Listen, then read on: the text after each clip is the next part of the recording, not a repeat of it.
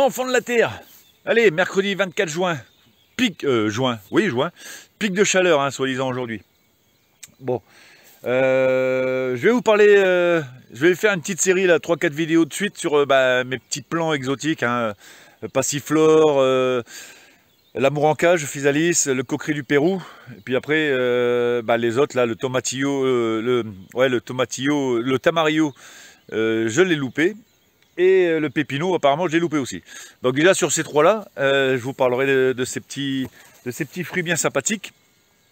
Et puis, on va aller voir là pour l'instant dans la serre, les passiflores.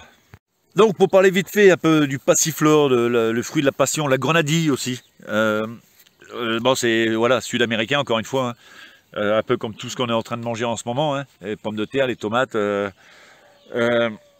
Donc, il donne certaines, il y a 530 espèces, hein, donc il y en a certaines qui donnent des fruits, d'autres non, que des fleurs, de différentes formes, feuillage pareil, persistant, qui peut résister donc au froid, suivant les espèces.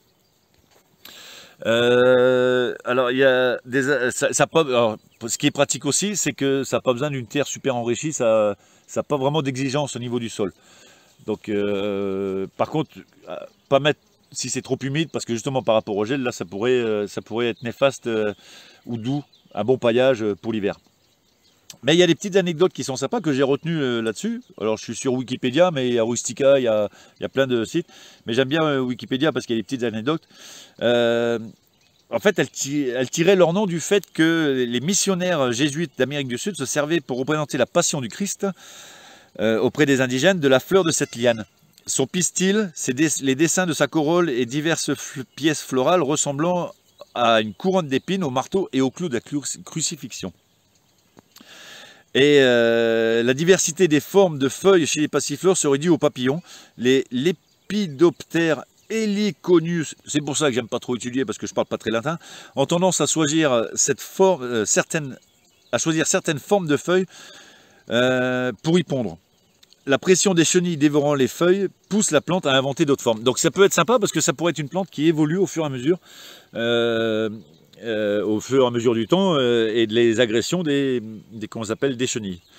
Donc voilà en gros, donc ça n'a pas besoin de beaucoup d'un sol très... Enfin c'est pas chiant on va dire au niveau du sol. Ça fait des belles lianes de 5 à 6 mètres. Et après au niveau de la culture, voilà, alors il y en a qui coupent aussi, qui laissent une liane, comment dire, principale. Moi, je crois que je vais tout laisser comme ça se fait dans la nature, tranquillement. On verra par la suite, de toute façon, je vous montrerai au fur et à mesure.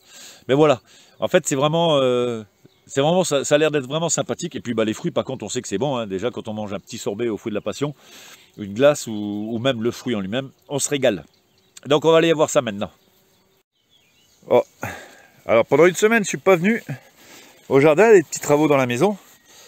Mais bon, donc l'herbe est bien haute, hein. Mais ce qui est bien, c'est que vous voyez, malgré la chaleur, là je suis dans l'herbe, il y a de la fraîcheur. J'arrive toujours, vous voyez les chaussures, elles sont trempées.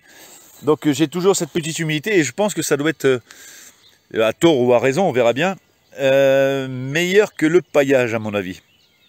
Donc à suivre, on verra bien. Ça a marché l'année dernière. De toute façon là, j'arrose plus maintenant. Donc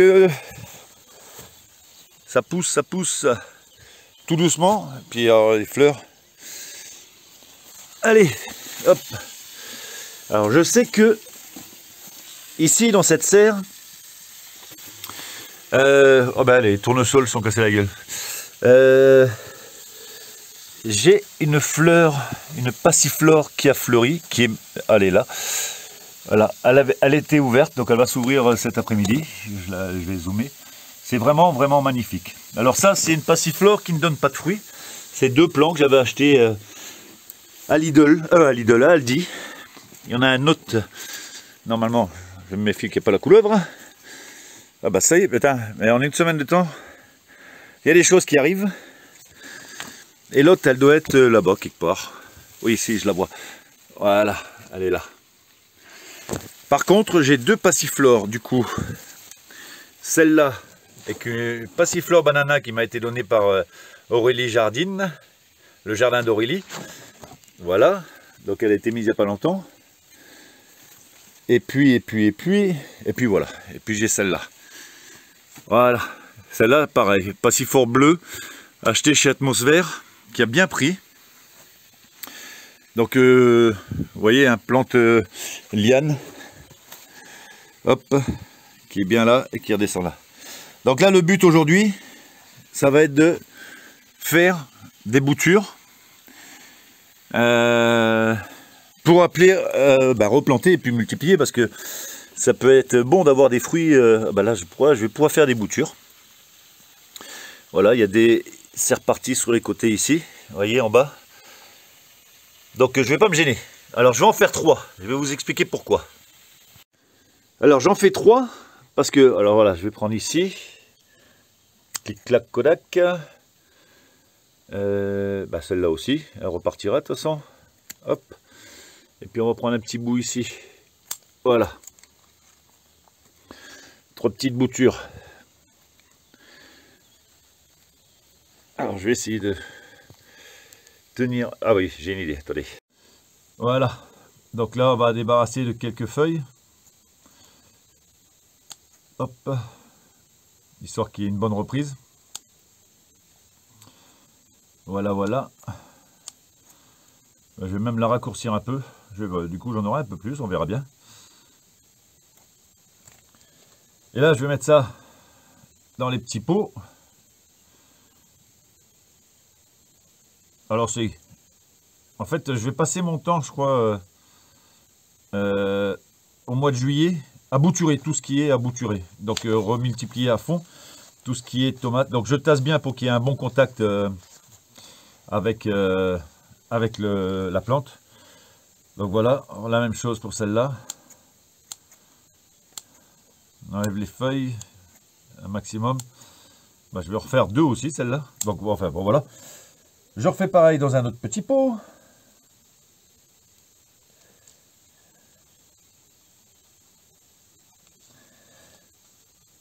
Alors normalement ça marche. Hein. Et la 4e, du coup, qui est devenue la 5e. Celle-là, je vais la mettre en pleine terre. Je vais aller me suivre. Vous allez me suivre. Donc ouais, je vais les mettre sur cette structure. Alors, sur les conseils d'Aurélie, qui m'a dit que je pouvais les laisser, comment dire, à l'extérieur, et on va essayer. Hein. De toute façon, j'en ai une quand même à l'intérieur. Hop. Voilà, voilà, voilà. Celle-là, elle n'aura plus qu'à grimper, à se faire plaisir. En fait, je ne vais pas m'embêter parce que comme j'en ai 4, 5, je vais en faire 2.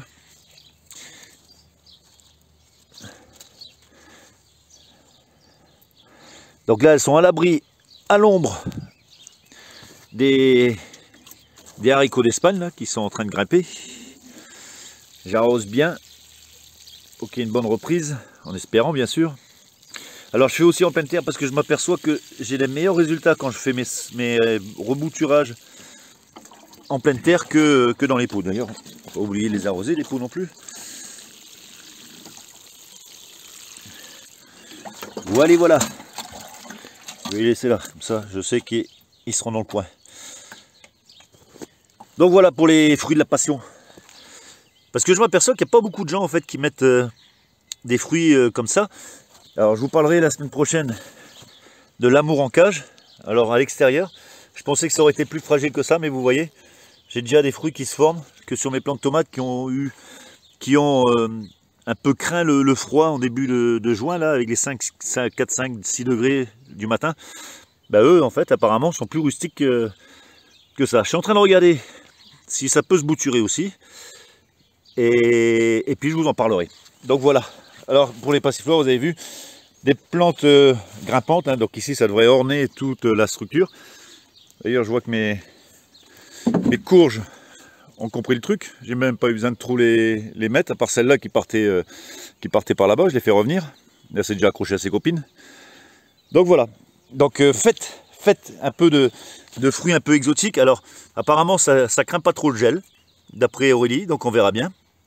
Mais en même temps, après, si c'est bien enraciné, Au pire, on verra. De toute façon, on verra, j'en aurai quand même dans la serre. Et ben voilà, c'était rapide. Aujourd'hui, je vais mettre un petit peu d'or au niveau des allées. Comme c'est bien haut les herbes, je vais pouvoir bien les coucher sur les allées. Mais laisser celles dans les zones pour justement garder cette humidité et cette ombre au pied des plantes. Bon, on se voit la semaine prochaine. Je vous parlerai justement de la physalis et après, ça sera le coqueret du Pérou. Et si par chance, j'ai d'autres choses qui ont repoussé, et ben, je vous parlerai des autres plantes, entre guillemets, tropicales. Voilà les amis, je vous embrasse tous bien fort, amusez-vous bien, profitez du soleil, attention à 19, vous brûlez pas. Et puis on se voit bientôt, bisous, bye.